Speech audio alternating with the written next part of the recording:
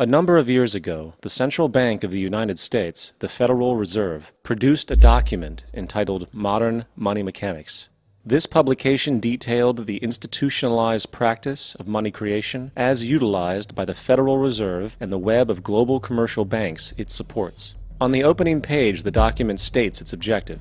The purpose of this booklet is to describe the basic process of money creation in a fractional reserve banking system. It then proceeds to describe this fractional reserve process through various banking terminology, a translation of which goes something like this. The United States government decides it needs some money, so it calls up the Federal Reserve and requests, say, $10 billion. The Fed replies, saying, sure, we'll buy $10 billion in government bonds from you. So the government takes some pieces of paper, paints some official-looking designs on them, and calls them Treasury bonds. Then it puts a value on these bonds to the sum of $10 billion and sends them over to the Fed. In turn, the people at the Fed draw up a bunch of impressive pieces of paper themselves, only this time calling them Federal Reserve notes, also designating a value of $10 billion to the set. The Fed then takes these notes and trades them for the bonds. Once this exchange is complete, the government then takes the $10 billion in Federal Reserve notes and deposits it into a bank account. And upon this deposit, the paper notes officially become legal tender money, adding $10 billion to the U.S. money supply. And there it is. $10 billion in new money has been created. Of course, this example is a generalization, for, in reality, this transaction would occur electronically, with no paper used at all. In fact, only 3% of the U.S. money supply exists in physical currency. The other 97% essentially exists in computers alone. Now, government bonds are, by design, instruments of debt, and when the Fed purchases these bonds, with money it essentially created out of thin air, the government is actually promising to pay back that money to the Fed. In other words, the money was created out of debt. This mind-numbing paradox of how money or value can be created out of debt or a liability will become more clear as we further this exercise. So, the exchange has been made and now $10 billion sits in a commercial bank account. Here's where it gets really interesting.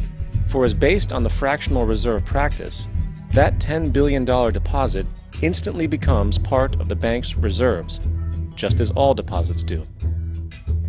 And regarding reserve requirements, as stated in Modern Money Mechanics, a bank must maintain legally required reserves equal to a prescribed percentage of its deposits.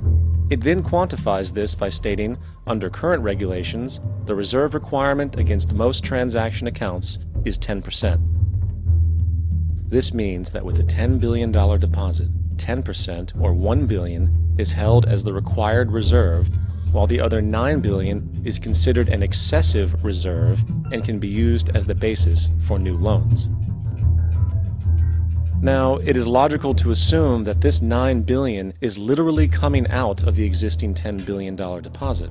However, this is actually not the case. What really happens is that the $9 billion is simply created out of thin air on top of the existing $10 billion deposit.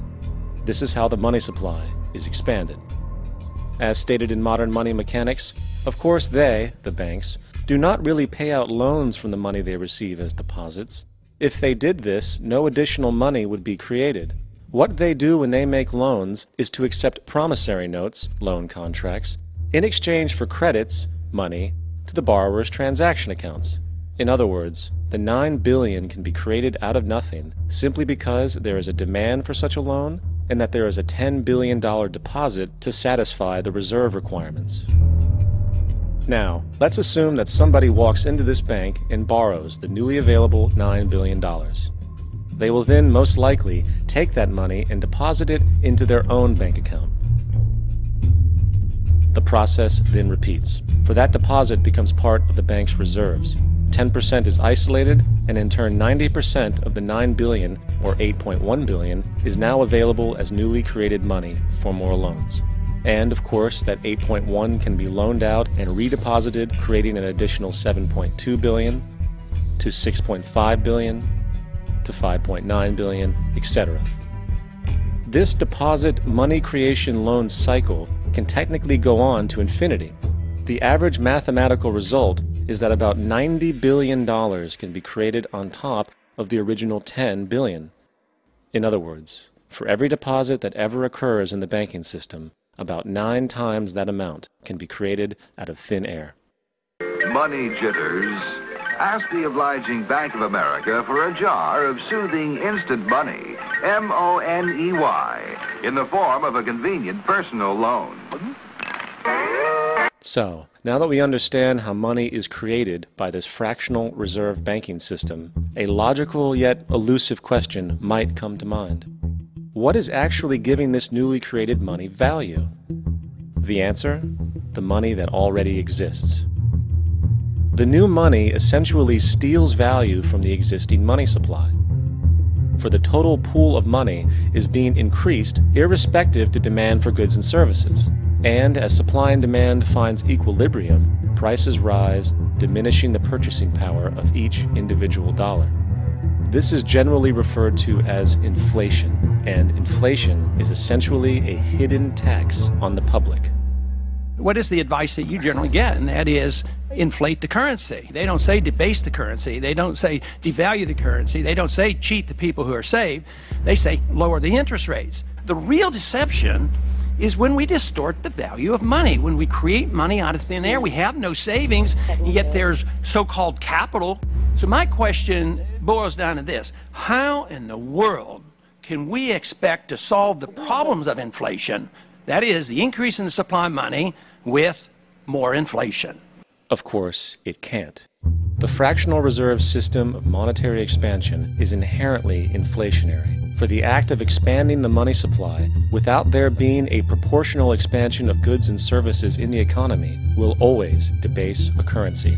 In fact, a quick glance at the historical values of the US dollar versus the money supply reflects this point definitively, for the inverse relationship is obvious. $1 in 1913 required $21.60 in 2007 to match value. That is a 96% devaluation since the Federal Reserve came into existence. Now, if this reality of inherent and perpetual inflation seems absurd and economically self-defeating, hold that thought, for absurdity is an understatement in regard to how our financial system really operates. For in our financial system, money is debt. And debt is money. Here is a chart of the U.S. money supply from 1950 to 2006. Here is a chart of the U.S. national debt for the same period. How interesting it is that the trends are virtually the same. For the more money there is, the more debt there is. The more debt there is, the more money there is. To put it a different way, every single dollar in your wallet is owed to somebody by somebody. For remember, the only way the money can come into existence is from loans.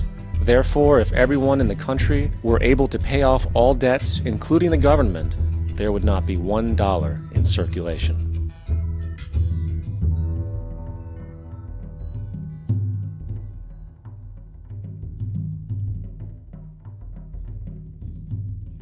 In fact, the last time in American history the national debt was completely paid off was in 1835 after President Andrew Jackson shut down the central bank that preceded the Federal Reserve. In fact, Jackson's entire political platform essentially revolved around his commitment to shut down the central bank, stating at one point, "The bold efforts the present bank has made to control the government are but premonitions of the fate that awaits the American people, should they be deluded into a perpetuation of this institution or the establishment of another like it." Unfortunately, his message was short-lived, and the international bankers succeeded to install another central bank in 1913, the Federal Reserve. And as long as this institution exists, perpetual debt is guaranteed.